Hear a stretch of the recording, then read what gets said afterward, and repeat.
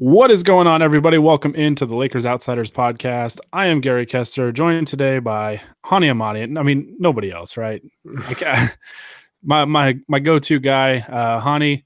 Did anything happen today in the NBA? Anything like newsworthy happened in the NBA world? I don't think so. I mean, we're just doing this podcast to talk about Ivica Zubac dropping 24 and 16 on the Suns last night, right? Like, I don't think That's we have headline anything else to news. talk about. Yeah. Well, I'm pretty sure that's what Adrian Wojnarowski had me up at like 5 o'clock this morning for. Yeah. So yeah, big game for Ivica Zubac. Had the NBA Twitter just buzzing this morning. I know. Him, Brandon Ingram had a really great game. KCP dropped 24 of his own. Really, really good all-around effort for the Lakers. Life is good when the Lakers win. Life is really good. Yeah, exactly.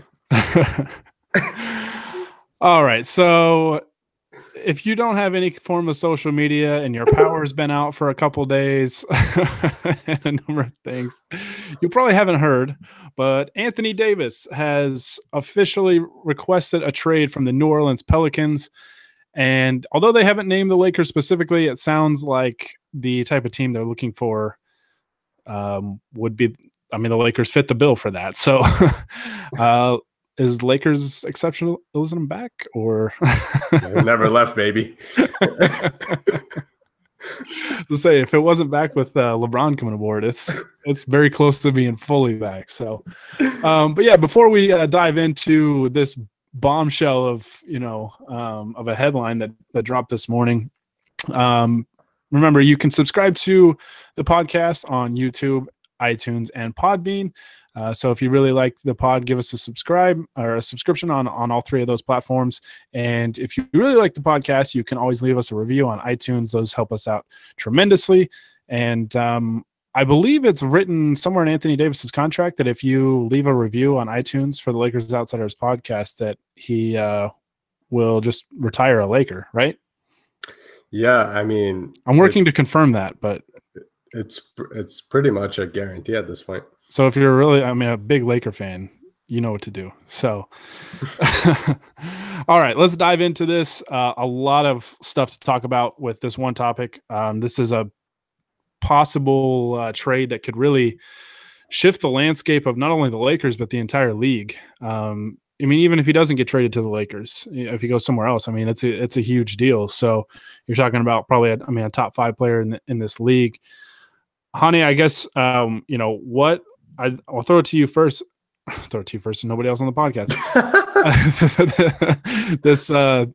I've just been like, my mind's just been crazy today. Was not expecting this news to drop. But what was your initial reaction to this news? And how realistic do you think it is that the Lakers could actually get a deal done before the trade deadline? My initial reaction was I want to go back to bed because it was really early in the morning. But my second one was that it's really interesting about the timing of everything. I think everybody kind of expected Anthony Davis to eventually want to leave the Pelicans, considering he's been there for however many years and they've reached the playoffs only 2 times in his tenure. But the timing of this, where he still has a 1.5 years under contract, he was eligible to sign a designated player extension this coming summer, and the trade deadline is coming up in about 10 days. I think the timing of it was probably the most intriguing part of this, and I don't think it was at all an accident. I think Rich Paul, being both Anthony Davis's agent and LeBron's, knows about the landscape of the league. He knows that we don't know which team will have the number 1 overall pick and will have the rights to Zion Williamson for 7 years, basically. So they, whoever the Pelicans want to trade Davis for, they're not guaranteed to get that pick. And he knows that the Celtics can't trade for him yet because they can't have Kyrie Irving and Davis on the same roster because of a CBA provision. I think both of those are really notable parts of this whole trade request and the whole story, in that it kind of takes away a couple of competitors for the Lakers and for other teams that might be looking to trade for Davis. Yeah, the timing of it, I think, was very noteworthy. Like you said, the Celtics can't make a deal for Anthony Davis unless it includes Kyrie Irving being shipped out. Yeah. And I mean, that's not going to happen because their goal is to get Davis with Kyrie Irving in some capacity, and they would have to wait until the summer to do something like that. But yeah, it gives the Lakers kind of a head start on trade talks and negotiations on, trying to get a deal done for Davis and kind of gauge, I think, where, New Orleans kind of stands, because, I think everybody has this idea of, oh, this is what they should demand, but we never know. I mean, NBA GMs and front offices, they're people, they probably, I mean, some of them have just different preferences. And I think we learned that a couple of years ago with the DeMarcus Cousins trade, which, coincidentally enough, Jesus, involved the New Orleans Pelicans. And, a lot of people thought, okay, this is for a Cousins trade. This should be kind of your baseline where you start. And I think the final trade package was totally different than what most people were expecting. And I mean, a lot of people thought it was very underwhelming. And, I think that's something to consider too with this. I mean, with this trade, and all the trade talks. And I know it's a little different because this is a top 5 player in the league, but we went through this with Kawhi Leonard last year. Superstar trades, just it feels like they very rarely ever net fair return, at least upon kind of like the initial outlook of the trade. Because everybody looked at that Pelicans and Kings trade and thought, like, wow, I can't believe that's all they got for DeMarcus Cousins. And I mean, they got 10-year veteran and Buddy Hield, or at least that's what his age would suggest. But it was. Hey, just as a reminder, because it's relevant, Buddy Hield is older than Anthony Davis. Okay, continue. Yeah, Anthony Davis is still 25. I feel like he's been in the league for 10 years, but he's only 25 years old. Yeah. But he probably feels like he's been in the league 10 years having to deal with the New Orleans situation. But yeah. He might be. I mean, mentally, he just might be drained. But there's all this talk. I mean, you'll see it on NBA Twitter, and you'll see, even reporters throw out ideas on what a trade could be. But we just never really know, because we don't know what. I mean, certain front offices will value certain guys differently. I mean, we see it in the NBA draft. If everybody thought the same way, mock drafts would make a hell of a lot more sense. When you go back and look at mock drafts, after it's all said and done, there are certain guys that went much higher in the first round than people thought. And there's certain guys that fall way down the board and that people thought were, was going to be a high pick. So it depends on preferences and stuff like that. And, there's going to be just a lot of layers to this, because, there might be a third team involved. I think, was it a 4-team trade back with the Chris Paul trade? Was it 4 or 3? I can't remember. It was the Rockets, Pelicans, Clippers. I think it was just 3, but I'm not sure if there was a 4th team somewhere in there. Yeah. I think it'd just be hilarious if those same teams from the Lakers trade got involved on a deal, because there's no David Stern around to get in the way this time. But no, it's, it'll be really interesting, because the clock is ticking on getting a deal done for this season, because the NBA trade deadline is noon Pacific time next Thursday. So, I mean, we're less than 10 days away from that. I mean, heck, next Thursday you have like half a day to try and, try and work with. So, yeah. The clock is definitely ticking to get a deal done. Luckily for the Lakers, their relationship, and actually we talked about this. We talked about kind of our script before, and I'm just kind of thinking of this now. But how important do you think their relationship with Rich Paul is in terms of these trade negotiations? Because he's obviously pulling a lot of strings, in this situation. And I think it's fairly obvious he wants his client Anthony Davis to be with LeBron James in a Laker uniform. So how much do you think that factors in here? I think it's massive, and you can see it not even just with the Lakers, but elsewhere. So Chris Haynes today reported that Philadelphia is not getting involved, and I think big part of that is Rich Paul has no interest in having Ben Simmons, who is also his client, sent back in a trade package for Anthony Davis. Like, that doesn't make sense for him. So as a result of that, Philadelphia, who could give up a really interesting package to get Anthony Davis, and who knows what their team would look like after that, but it would be really interesting, isn't really getting involved in that. And so I think the Lakers have had this relationship with Rich Paul since before LeBron even joined the team, because of what they did for KCP, which was kind of seen as a big favor, giving him a big 1-year deal last year after his options had dried up, and keeping him this year with LeBron. Doing those kind of favors for agents is going to help them in the long run. And you kind of saw how that the opposite of that affected their situation with Paul George.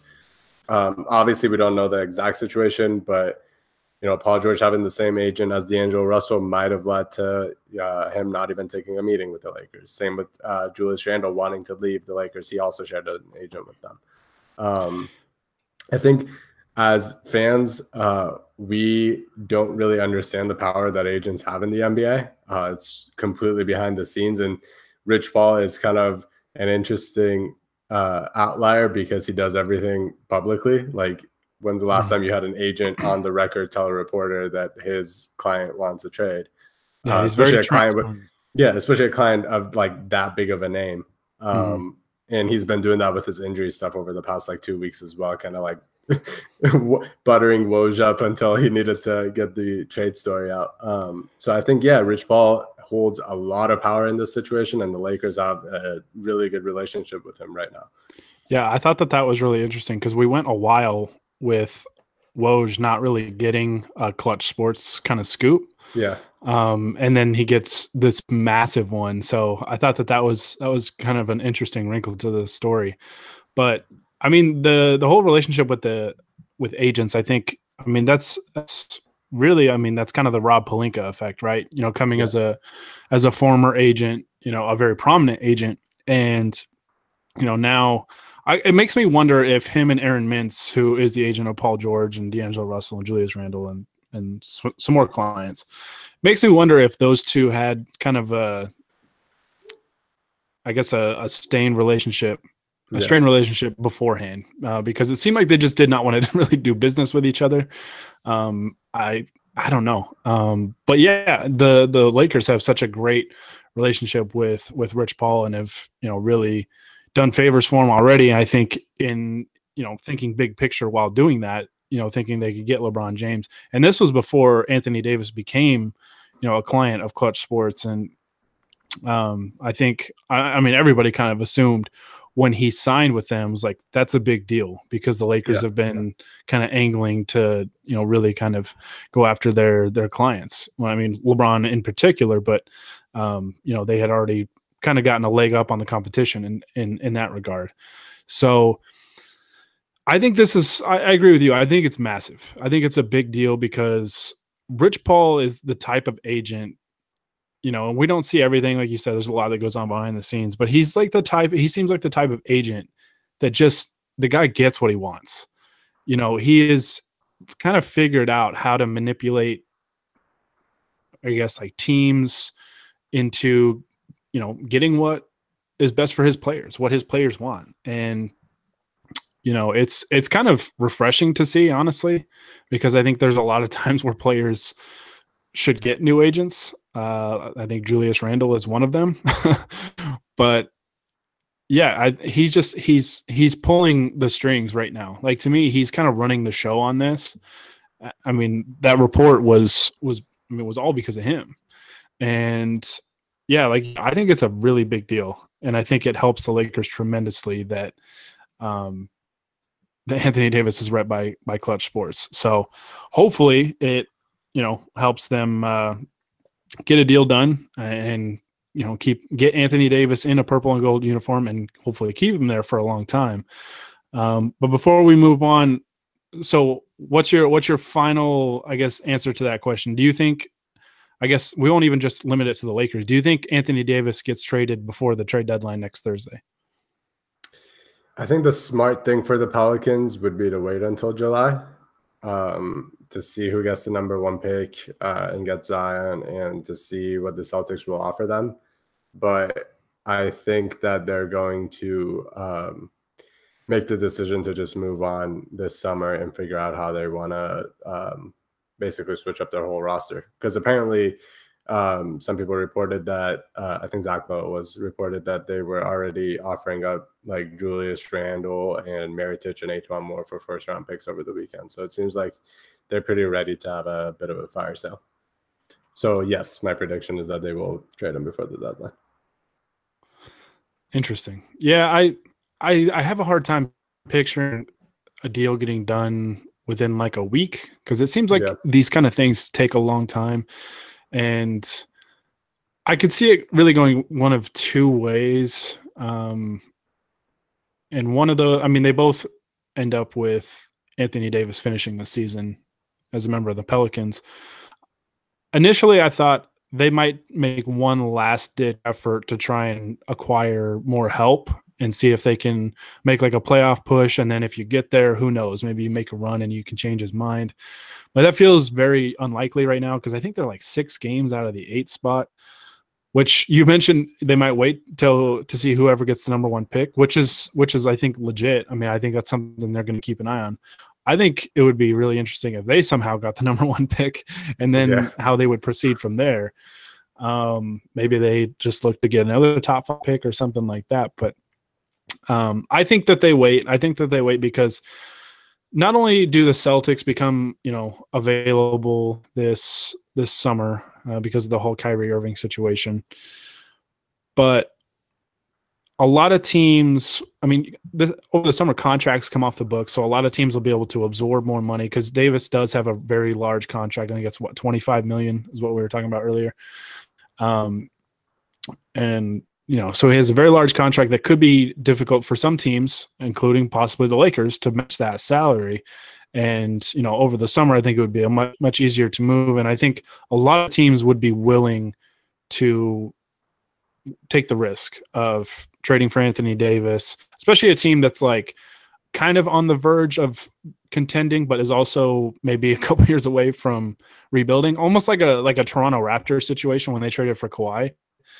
That was it was such a no-brainer for them because if it doesn't work out, then they kind of get a jump start on rebuilding because they shed, DeMar DeRozan's contract, Lowry's contract is up fairly soon, and all that stuff. So I think it waits till this summer. I don't know necessarily if he is traded to the Lakers. I think if it goes till this summer, it's more ideal for the Lakers because they can still, go after a max guy in free agency like a Kevin Durant or Kawhi Leonard or a Kyrie Irving, which we'll talk about a little later in this podcast. So yeah, I think it goes till this summer, or it lasts until the summer.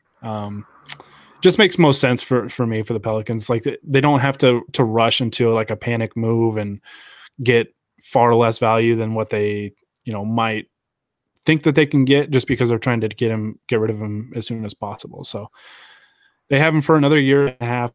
If they can kind of a little bit, even though they don't have a ton of, really any team in that situation doesn't have a ton of leverage, but they can still take some. They don't have to get a deal done within the next week or so. All right. So back to this trade and like potential offers. When it comes to the Lakers,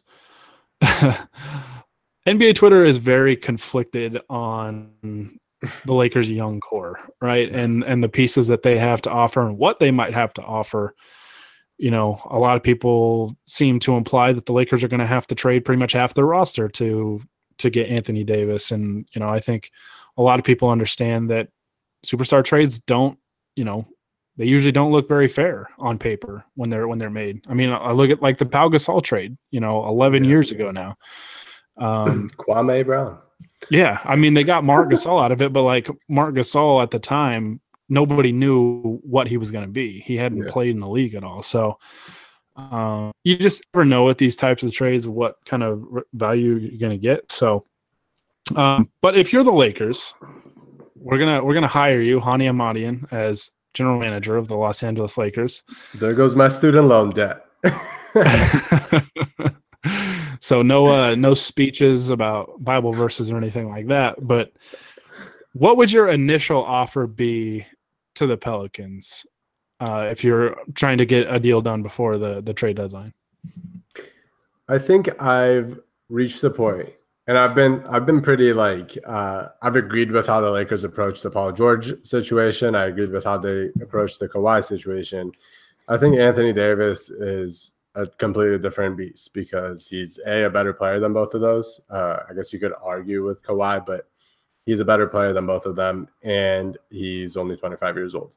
You get Anthony Davis and you're set for 10 years straight if you can keep him. So I think at this point, I'm ready to give up pretty much anybody on the roster short of LeBron for him. But obviously in a negotiation, you're not going to give your best offer right away. My main sticking point if I were the Lakers would be trying to keep Lonzo. I think he right now is the best young player on the team. I think he has the highest ceiling from what we've seen from everybody so far. And I think he's, he fits in really perfectly with other high usage players because despite being kind of a playmaker and a high assist guy, he barely holds on to the ball. He's just a completely unique sort of player. So I think if the Lakers manage to hold on to him in a trade for, say, an Anthony Davis, they can try to make it work with him alongside LeBron and AD. And if it doesn't work, then you've got a really valuable trade asset that you can send over to get, another star player. So I think because of the value that he holds, I would be much more inclined to give up the farm for Anthony Davis, but keep Lonzo as another asset for the next, year or two until you figure out how good he really is. Right. And, especially because he really seemed to start to turn the corner right before he got hurt. Yeah. He was playing really well. And, it wasn't overly surprising to me because, he played, I think, like 60 games his rookie year. So, he finally has like a full season of games under his belt. And, he was just really starting to kind of pick it up and kind of everything was starting to click. And for him, he was starting to hit, his 3-point shot and he was finishing around the basket. Like those for him, just, even those two things, if he can do them at an average level, that's a huge development for him. Mm-hmm. Personally, I think it's kind of negotiating 101 that, you start, the Lakers should honestly, with starting negotiations, they should lowball the Pelicans. You start with something very minor and then kind of build your way up.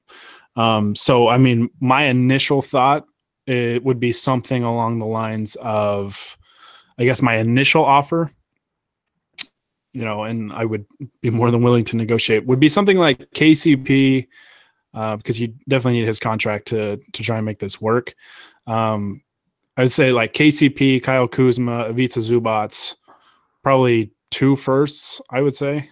And then I think money-wise, you would still need about $5 million. So throw in Lance. Yeah. I was like, you could do Lance and I'm on the trade machine right now. It was like you could throw in Lance and Bonga, right? Bonga is untouchable. I was gonna say giving up Isaac Bonga is a steep price to pay.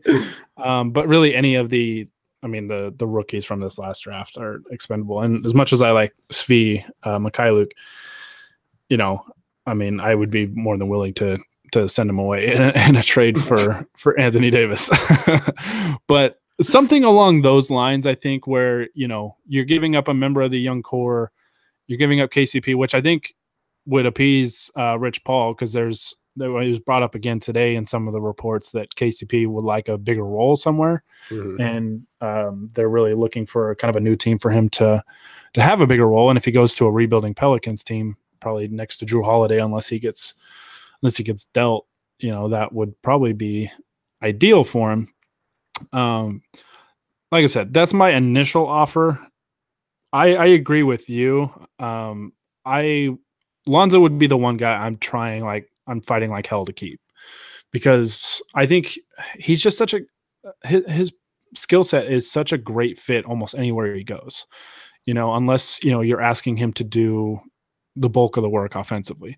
But playing next to LeBron James and Anthony Davis, or really any combination of like star players or high usage guys like you mentioned, he's perfect. He defends, he can initiate offense, but he's more of a secondary creator. And, he just like everything just fits. Everything just fits. And especially if he's hitting 3-point shots, that's huge. So Lonzo would be the guy I'd like to keep. I feel like the Lakers would be more inclined to trade Brandon Ingram than Lonzo Ball, simply due to the fact that Lonzo, I think, is like we said, probably a better fit next to high usage guys, because Ingram's fit next to LeBron this year has been kind of clunky at times. Probably, I mean, a pretty good chunk of the time. And I think it's important. I mean, it might be overblown by people like us, but I think it's important to note that, Ingram was not a guy that Magic and Rob Pelinka drafted. Yeah. He's a product of the previous regime. And, you see it time and time again whenever a new, front office is brought in different sports, the NFL, NBA, new front office gets brought in, they want to get their people in there. And that includes players, that includes coaches, front office executives. That's just how people operate. They want to get the people that they want. And which I think is, to an extent, is always kind of silly, because I'm like, what if, a new GM took over the San Antonio Spurs? He's not going to just go fire Greg Popovich just to get his own guy in there. Fire Greg Popovich to hire his good pal Byron Scott. Be a good like full circle move for Pop, who apparently got the Spurs job by firing the coach and then hiring himself. Yeah, that would be great. But and then the Lakers could hire him. That'd be great. So as Luke's assistant. I think, like I said, I think they'd be more inclined to trade Ingram. I mean, obviously, I think in a perfect world, you keep 2 out of the 3 young players. Yeah. Oh, I guess I forgot, in my trade offer, I would be willing to throw in Hart in that deal instead of like Bonga or Mikhailuk or whatever. And, if any of the young players actually watch this, like, we don't mean this as like a knock on you guys. Like, I really like all the Lakers young players. I don't know if any of them become superstars per se, but I think they can all be quality players, which is funny to me, because I feel like around NBA Twitter, when people are evaluating young players for the other 29 NBA teams, it's about what the young players can become and their potential. But for the Laker players, it's about what are they right now. And when you do that, a guy like Brandon Ingram, who's 21 years old, and Lonzo Ball's in his second year, and same with Kuzma, like, yeah, they're not going to probably be great NBA players already. Yeah. So it's just, I just wanted to throw that out there, because I've been thinking about that earlier today. That, like, when we evaluate young talent, it seems like other players on other teams get that, like, what could they be? Whereas the Laker players get, what are they right now? Which I think is, some of the divide. But I do think, naturally fans overrate their young prospects. Yeah, absolutely. As they should. I've definitely been, guilty of that at times, but I still believe in Marcelo Huertas. We said young prospects, honey, not he was a rookie on the Lakers. Oh, he got robbed of Rookie of the Year that year. Oh, God. I mean, that overhead flip, I mean, that was Player of the Year. Plus, he was hiding behind Eric Spoelstra. That was perfect. Yeah, but no, I mean, I think Lonzo's the one guy that they would really like to keep, and I think that was going to be one of our questions, so it was a nice little segue there. I think we agree that's the one young player that we'd really like to see the Lakers keep the most. Yeah. The other thing with Ingram is that he was drafted a year earlier, so that means he's going to get paid a year earlier. So it makes sense for the Lakers to move him before Alonzo, because Lonzo is more cost controlled for a longer amount of time. Yeah. Just financially. Yeah. No, that's a good point. That's a very good point. All right. So playing like devil's advocate here, or going to the other end of the spectrum, what's the one young player that you'd be most willing to give up between the 3 of, obviously not Lonzo Ball, but I guess between Brandon Ingram and Kyle Kuzma? Which one of those 2 would you be most willing to give up? That's a really tough question, honestly. I still think Ingram has the higher ceiling, because if he turns out to be what his peak outcome is, it's like the ultimate Swiss Army knife. He's a guy that can shoot, that can score, he can make plays, he can rebound, he can be a really good defender. But on the other hand, Kuzma's got like the higher floor. I think he's probably a better NBA player right now, based purely on the fact that he can score in so many ways. Like, he has an efficient game offensively in terms of how he scores. His true shooting percentage is pretty good. despite him shooting like 30% from three. So if his shooting ever comes back to what it was his rookie year, that's a really good offensive player. And he's obviously improved from like last year to this year. He's been a better defender. He's been a better passer. So I think between what we know of these guys right now, what I just mentioned with Ingram's contract coming up in a year, I think I would be more willing to part with Ingram over Kuzma, but it is honestly like neck and neck for me. I'm not sure if that's the right call at all. Right. Yeah, it's tough because I think a pretty good argument can be made for both. Like you said, I think Ingram has the higher ceiling. And if he reaches that potential, which I think the Lakers haven't really done him a lot of favors with in terms of developing him, because I think they put him – I feel like they have this idea of the type of player he is, and the numbers suggest basically the total opposite of that. Yeah. You know, I think he's a guy that should be playing more off the ball, even though he has kind of those creation abilities and the point guard skills, so to speak. That's not really his game. You know, you can't really keep getting him the ball in a stationary position and asking him to kind of blow by his guy and ISO or just run high pick and roll for him. I think he's a guy that plays better in rhythm, you know, playing off the ball, on the move, catching the ball already in motion and things like that. And I feel like the Lakers need to do that more often. I'm still a believer in his potential and his ceiling. Plus, I just think, you know, if you have elite wing players in the NBA, I think you're set. You know, I think that's the position that, you know, I always kind of, for some reason, come back to this, and, you know, it's not, you know, like defining logic or anything like that, but I always kind of look at like the finals MVPs.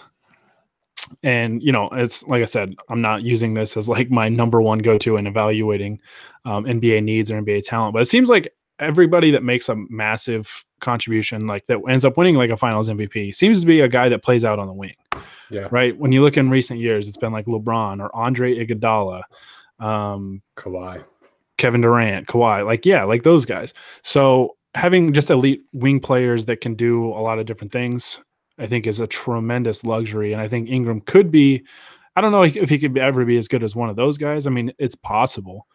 I don't think it's wise to depend on it, but I think he could be very, very good. And with his length and just his skill set, if it ever is fully utilized, could be a very good player.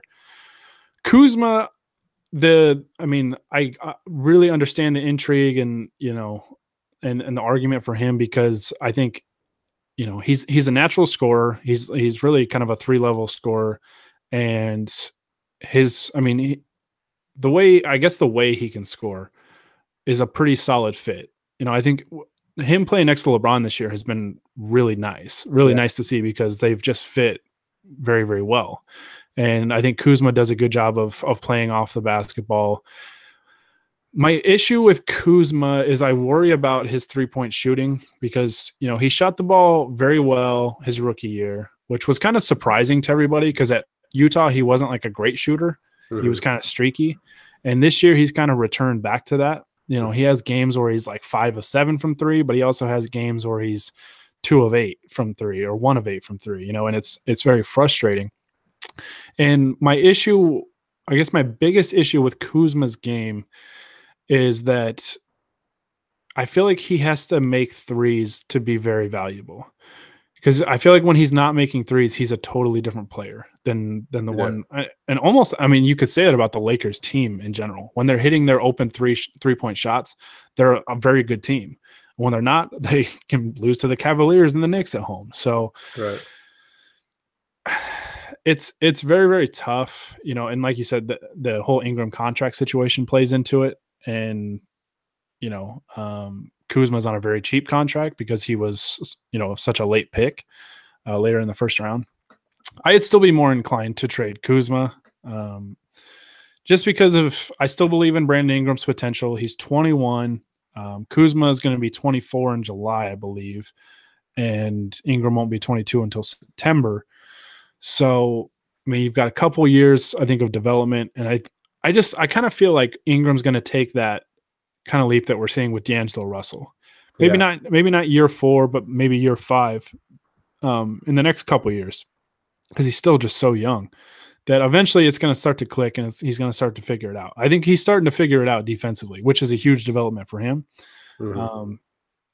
And I think that's just kind of what you want to see out of young players. You don't want to, obviously you want to see them figure everything out as quickly as possible, but you want to see them get better at one or two things every year. Right. And I think Kuzma's shown flashes of kind of his passing ability. And sometimes he, tries to draw charges and things like that on defense. But I don't know. Ingram has taken a pretty big leap for me defensively this year, and that's encouraging. And I think, I see like a D'Angelo Russell type projection with him. And Ingram's always struck me as a guy, and I feel like he did this at Duke too. In his 1 year at Duke, he starts kind of slow in terms of like the whole process of his development, and then he kind of blooms late. And I think, I think that's just what's going to happen with him. I think he's going to figure it out eventually, and I think when he does, he's going to be very, very valuable wing player. So I would have to say I think Kuzma is probably the most expendable of those three. But it's tough. It's really tough because I think all three have intriguing skill sets. They're all three still very young, no matter how much NBA Twitter seems to hate all of them. Yeah, it's tough. But when it's Anthony Davis, you're probably giving up. I want to say, probably at least two out of those three. Yeah. But we'll see. We'll see. Hopefully, Magic and Pelinka can work some magic, I guess. All right. Well, another interesting thing, I guess, with the whole Lonzo talk is that there was a kind of an added part of this report, and we mentioned Kyrie Irving earlier, is that there's a growing belief apparently in NBA circles that Kyrie Irving may not re-sign with the Boston Celtics. And apparently it sounds like, I know Brian Windhorst, I don't know if he was reporting or just speculating I believe on Zach Lowe's podcast earlier today about the possibility of Kyrie Irving playing for the Lakers and joining LeBron James and Anthony Davis. We're already talking like Anthony Davis is a Laker, but I basically just talking about the idea of those three teaming up with the Lakers. And it's very interesting because, a few months ago, everybody thought there's no way Kyrie and LeBron ever play together again. But now it seems like it's becoming more and more of a possibility. I guess if the Lakers somehow have intel, which is possible because, we know LeBron James and Kyrie Irving talk. Yeah. But if they have intel on like a Kyrie Irving deal, obviously that would make you probably more inclined to trade Lonzo Ball, right? Yeah, it's always going to be easier to trade a young player if you have a replacement, all-star rating in the wings to get him over. If there was a way for it to happen, like I think Lonzo and Kyrie could play next to each other, so you don't have to trade Lonzo. Mm-hmm. I'm not sure if that's doable because of what the Pelicans would want in a trade and whatnot. But as much as I love Lonzo and as much as I want him to stay on the Lakers in whatever trades that they work out, if there's a situation where they can potentially have LeBron James, Anthony Davis, and Kyrie Irving on the team, and it hinges on whether Lonzo is still on the Lakers or not, then sorry, Lonzo, I'll root for you on the Pelicans or whoever. And sorry, LeVar. Yeah, sorry, especially sorry, LeVar. You might take Lonzo to Lithuania if they send him to New Orleans. Yeah, no, I don't know. Maybe it's like conspiracy theory of I don't know. Maybe it's like my brain working in conspiracy theory mode, but it's like, the Lakers, if they really wanted intel, like they could talk to LeBron and be like, hey, like what's your gauge on Kyrie and, the possibility of him coming? Because he said basically publicly, like before the season, that he was going to resign, which I thought was BS at the time because I think we talked about this on the last pod, but so much changes in the year. In 1 year, in the NBA, like so much changes. And we talked about Kawhi Leonard as an example of that, a guy that everybody assumed was going to be a Spur for life. And then overnight was never going to play for them ever again. So, it's, I don't know. I think it's a real possibility. I just think that it's starting to kind of trend in that direction. And the fact that, Kyrie kind of reached out to LeBron and it seemed like they wanted to hash things out. And then LeBron's Instagram post where he tags Kyrie Irving, it's just like, it feels like there's something going on there. Which, I mean, yeah, if Kyrie Irving is coming, which, I mean, who knows if that's even possible? Like, even if Kyrie was telling LeBron, yeah, I want to play together again, he could change his mind between now and July. Like, that's, 5 months away basically. So, but I mean, God, how great would that be to not only steal Anthony Davis before the Celtics can get him, and then steal their franchise player, because Gordon Hayward does not look like a franchise player right now. It would be the ultimate troll move from LeBron after Danny Ainge compared him to Donald Trump a couple weeks ago. Like, it is just peak LeBron petty, and I am so rooting for it. Well, and that's interesting too, because I've seen that brought up on Twitter. I mean, do you think that factors in? Because every report has indicated that the Celtics really aren't a player for Anthony Davis right now. And do you think, I mean, that has something to do with, I mean, LeBron James, took that as an insult, and I mean, his agent, his friend Rich Paul, I mean, it has to factor in there. It's somewhere, right? Yeah, absolutely. Like, I think I've seen people mention that, like, why would a star player want to be represented by Rich Paul when his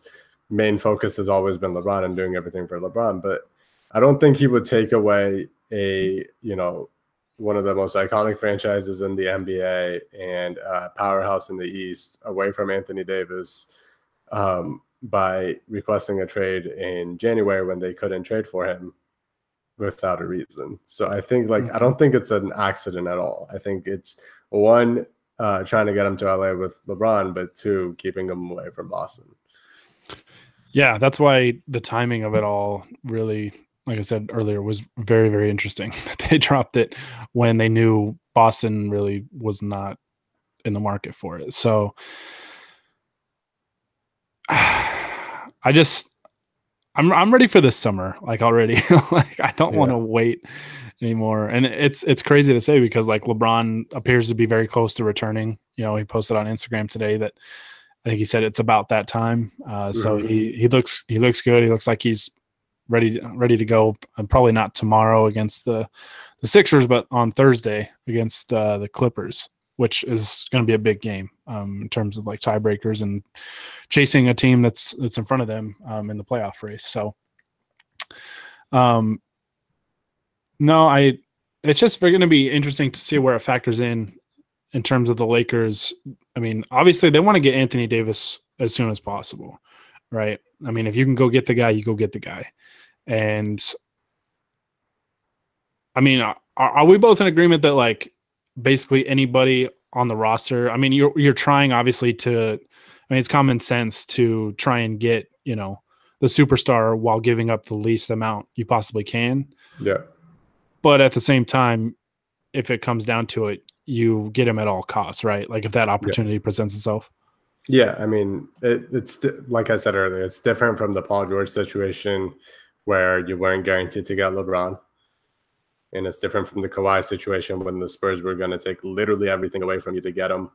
And one, you didn't have a guarantee that he would resign and all of that. With Davis, it makes sense, even if it means sort of punting your plan of getting another star during the summer, which, like, you're not really. The Lakers are still going to be able to conjure up quite a bit of cap space. It might not be enough for the Kevin Durant's of the world, but they can get a really quality player just as a free agent if they don't make any other trades. But even without all that, Anthony Davis is the kind of player that you say goodbye to all your previous plans for and just go and get at all costs.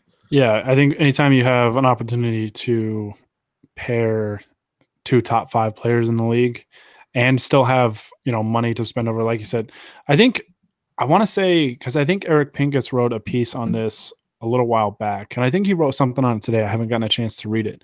But Eric Pincus for, I think it's Bleacher Report now, is great with the cap and all those numbers. I think he did write a piece a little while back saying that the Lakers, there is a way for them to create max cap space even if they trade for Anthony Davis. I think it would require just about emptying the entire roster. Yeah. But I mean, even if you have, you know, I don't even know what the number would be off the top of my head, like 15 million, for example, 15, 20 million in cap space. You can get quality players with that, you know, in a very good free agent class. And I think you'll, you know, with those two, those are the type of players that, you know, guys will take veteran minimum deals to play with. So I think it would still be tricky, I think, to get, you know, an adequate supporting cast around them to take like a real run at the Warriors, especially if Durant stays there, you know, because I mean, it would still be really tough because I mean, they're still supremely just loaded with talent. And I don't know. I still think LeBron and Durant, or LeBron and Anthony Davis, though, together, even if it's just those two, could still give them a run. Yeah. But you'd still want, I mean, you would still want pieces around them, obviously. So, and I think you still take that risk. And, you know, I think for the most part, up until recently, I've kind of taken the other approach on that, where it's like, I wanted them to wait and see what they could do in free agency first. Yeah. But now it's like, it's fairly obvious that Rich Paul wants Anthony Davis to be in a Laker uniform, or I guess one of the bigger markets, because the Knicks keep getting thrown out there. But I don't know. The Knicks don't make a ton of sense because they mentioned a number of times today that Anthony Davis wants to compete for championships.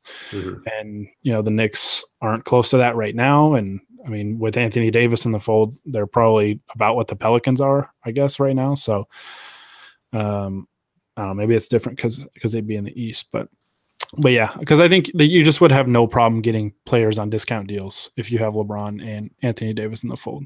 Yeah. And for my tinfoil conspiracy theory of the night, which we're going to make a nightly segment. LeBron and Kyrie now being friends means Kyrie is actually going to go to New York this summer and drag Kevin Durant with him, which makes the Warriors weaker, which means LeBron and Anthony Davis can win the West. Oh. Think about it. Yeah. I prefer the alternate reality that Kyrie just goes and plays with the Lakers, and Durant still goes to New York. And Durant still goes to New York. Or Kyrie goes to New York and then Durant just signs with the Lakers. I'm good with any of those. Either way, I mean, we're not picky. I'm not asking for much. Yeah. Make it happen, Rob. Make it happen, Mitch. R.I.P. Mitch. He's probably just sitting over there in Charlotte right now, like, damn, I miss the days where like superstars were attracted to my franchise. Oh man. Yeah, basically the questions that we got though, we have addressed in terms of Twitter. I'll throw it to you. Any final thoughts before we kind of sign off here? Final thoughts that this next 10 days is going to be awful for my sleep schedule, but it will be fun regardless. I'm looking forward to some, you know, I think everybody thought it was going to be kind of a quiet trade deadline because there's like 24 teams that think they can make the playoffs. But like Anthony Davis just like completely shook that up. So we'll see what happens in the next week or so and see if anything actually comes to fruition with that. And if so, what the rest of the NBA does to counter it. And it should be really fun. All right. We'll dive into some comments or questions in the YouTube live chat. First one from Seb said, Anthony Davis. Now we need Anthony Bennett. Hashtag UNLV. Hashtag legend. And that Honey agrees. Who are you? Meet me in Temecula right now. Oh, I'd love getting those in there, man. Seb, keep it up, man. I don't know who you are either, but I love it. This was an interesting question, though. We were asked, do you think the investigation going on for Anthony Davis could prevent the Lakers from obtaining him? No, because David Stern is not the commissioner. No, I don't think there's like, I don't understand. It would be a really slippery slope, right? Like agents have always held power. Teams have always used agents to get closer to players that, you know, weren't under contract with them. Is that tampering? Maybe, but I mean, everybody does it. And I guess like the Lakers have been caught doing it, which means only I was gonna say only the Lakers get in trouble for it. And I mean, the league likes using them as an example for this kind of stuff, but I don't think that, it would be a kind of a crazy precedent for them to, veto a trade between two teams that they don't have ownership over, like they did with the Chris Paul one, over, a kind of hypothetical sort of kind of tampering thing. Like, I don't think that would be a crazy situation. I don't think they would do it. Yeah, I don't see that investigation really getting in the way. I laughed at the statement that we've asked the league to basically like watch out for the tampering rule and all that, and I'm like, just at the Lakers, like that's all I could think is like basically. I don't know. My translation to that was like, make sure Magic and LeBron are not publicly talking about our player before they acquire him. So, which I mean, LeBron endorsed acquiring like half the league's all-stars. So Luka Doncic in that. Future Laker, man. We're getting all the superstars, the future superstars. When Anthony Davis is about to retire, we got Luka Doncic to ride him off into the sunset. Oh, it's going to be glorious. And then somebody asked, did the Lakers make an offer already? That's been reported. Basically, all that's been reported, and we'll obviously update this on LakersOutsiders.com as it goes, as the story progresses. But basically, the Lakers met not as a team, but the front office executives, the decision makers all met, and I kind of like viewed it. I don't know if you guys ever like saw that like meme of like it was like an office meeting in like a conference room. And then like everybody like agrees, and then there's like one person that disagrees, and they throw them out the window. So I kind of figured that's what that meeting was like. Like if anybody disagrees that we shouldn't go after Anthony Davis, like they just throw him out the window. So that must have been a very quick meeting where it was like, okay, we're all in agreement. We're gonna try and trade for this guy, right? Okay, cool. Break. So yeah, ready break. So no reported offers so far. The only thing that was reported was the trade package that the Pelicans would be looking for. And I mean, what they're looking for and probably what they get are probably going to be two different things. I'm trying to remember what exactly the trade package was. Let me pull it up here real quick, but the reported Lakers one? Yeah. The Pelicans one. I think it was Lonzo, Kuzma, Zubats, and a first. Oh. Which honestly, like that's a pretty good deal. If that was the final price, I honestly wouldn't. Yeah, but I mean, it was reported as that's what the starting point would be for a trade. Which is interesting because I feel like on the opposite end, like we said, when you're negotiating, trying to acquire the superstar, you start low and work your way up. Mm-hmm. And on the other end, you start really high and come down. So I think it's interesting that if that is what the Pelicans are looking for, that they didn't ask for all three of the Lakers' main young players. Yeah. Because I think if the Lakers can get Anthony Davis while keeping really any one of their main three young players, that's a huge win. That's a huge win. But we'll see. The next, 8 days, 9 days, whatever it is, going to be very interesting, very fun. I'll be very sad to see if a deal gets done. I'll be very sad to see any of the young players go because I'm a fan of all of them.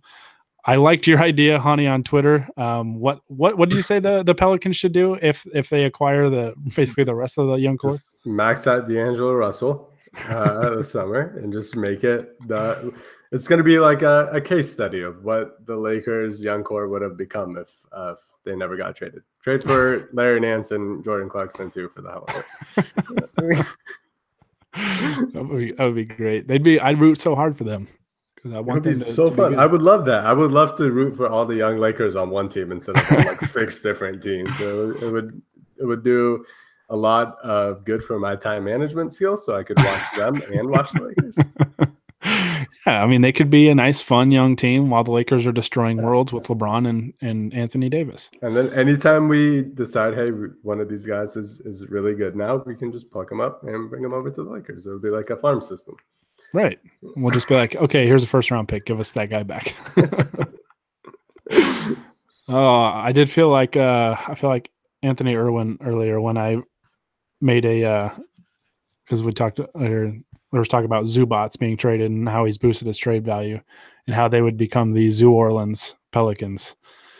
And I felt really bad about myself doing that. I was like, I've talked to Anthony too much in the past.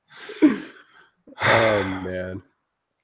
But no, Zubats is an interesting piece because he's played so well lately, and he played really well against the Pelicans earlier this year against Anthony Davis. So he blocked something to, and the fact that that was the reported trade package that they're looking for included him. Yeah, I don't know. I mean, the NBA, man, there's never a dull moment. Like whenever one storyline dies, we just move on to another one, and the Lakers will always be my favorite soap opera. All righty. Well, that's going to do it for us this time. Like I said, we'll update the story as it goes along. Everything will be up on LakersOutsiders.com. We'll definitely have, I feel like we're going to have some emergency podcasts in the next week or so. Trade deadline's coming up next Thursday, February 7th, noon Pacific time. And I feel like there's going to be a lot of fireworks. Even if an Anthony Davis trade doesn't get done, I feel like there's still going to be a lot of buzz, a lot of rumors and reported deals and whatnot. So it's going to be a lot of fun. It's going to be nerve-wracking, but it'll be a blast. It'll be a blast. It feels good to be, going after superstars again and having like a what seems to be a really good chance to get them. It just feels right, Exactly. This is what we were born to do. All righty. Well, I want to thank everybody that tuned in. We had a pretty good audience for this on this YouTube live stream. And if you listen to this on Podbean or iTunes later, we also really appreciate that. Appreciate everybody that sent us questions and comments either on Twitter or on the YouTube live stream. And like I said at the start of the show, if you like Lakers Outsiders podcast, you can always subscribe to us on YouTube, iTunes, and Podbean. And if you subscribe on iTunes, please leave us a review. We always appreciate that feedback, and it does a lot of it helps us out a lot, and we would really, really appreciate that. And if you subscribe to us on YouTube, make sure you like our videos, and you can even turn notifications on. So when we have these emergency podcasts, when Woj drops a bomb at 5 a.m. But as always, you can find all of our content on LakersOutsiders.com. You're going to want to, stay glued to that site the next week and a half or so, leading up to the trade deadline. I'm sure there's going to be a lot of rumors flying out, and we'll be on them. You can follow us on Twitter at Lakers Outsiders and like us on Facebook. Just search Lakers Outsiders and you will find us. Honi, this was fun. I think we need to get some sleep and gear up for what's going to be a long 9 days ahead. And but it should be fun. It should be a lot of fun. And you know what else will be fun is the Nevada basketball team beating UNLV tomorrow. Shut up, Seb. Oh, I thought you were going another direction. That's okay. Yeah, that's fine. That's fine. Okay. Yeah, no, we're gonna end on that. We're gonna end on that. We're gonna end on a good note.